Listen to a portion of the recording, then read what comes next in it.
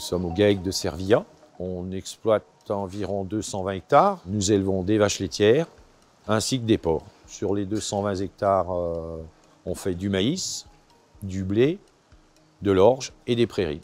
Toutes les céréales que nous produisons sur l'exploitation servent toutes à nourrir les vaches et les cochons. Pour l'année 2023, nous avons changé un peu nos cultures puisque nous avons introduit du soja pour répondre à la nouvelle politique agricole commune.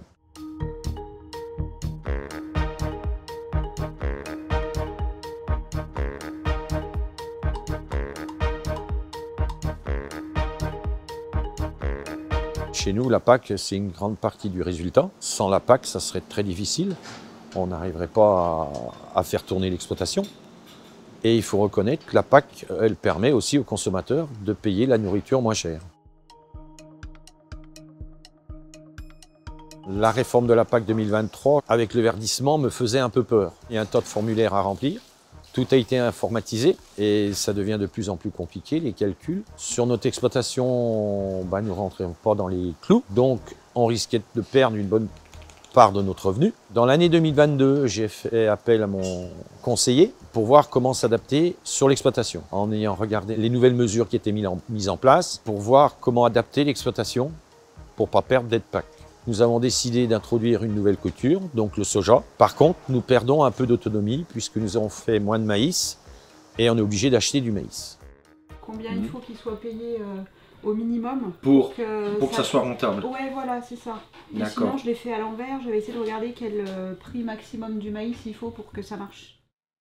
Eh bien, les aides PAC sont très importantes pour les exploitations parce que même sur le GAEC de Servia, avec son système de production porcin laitier, ça ne représente pas une part importante du chiffre d'affaires, c'est moins de 10%, mais ça reste que comme sur toute exploitation, c'est un amortisseur non négligeable dans le système et les exploitations ne peuvent pas s'en passer.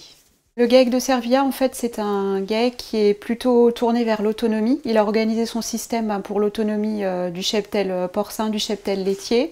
Et il s'est aussi adapté à ses contraintes, notamment d'une faible surface. Donc c'est vrai que quand on a commencé à avoir des informations sur la réforme de la PAC et qu'on a pu chiffrer, on s'est rendu compte qu'en fait, malgré ce système-là, ils n'avaient pas accès aux éco-régimes. Et c'était un enjeu important parce qu'ils risquaient de perdre 20% de leurs aides PAC.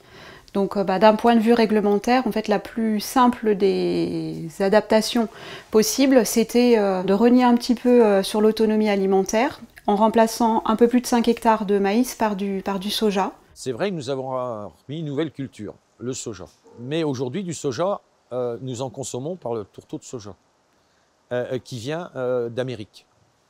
Alors c'est vrai qu'au niveau local, on a 3 entreprises, 3 coopératives, qui sont associés pour monter une unité de trituration. Donc le soja que nous avons vendu cette année, il est parti sur ce site de trituration. Alors dans l'immédiat, nous n'allons pas pouvoir reprendre de tourteau de soja puisque l'usine n'est pas si importante.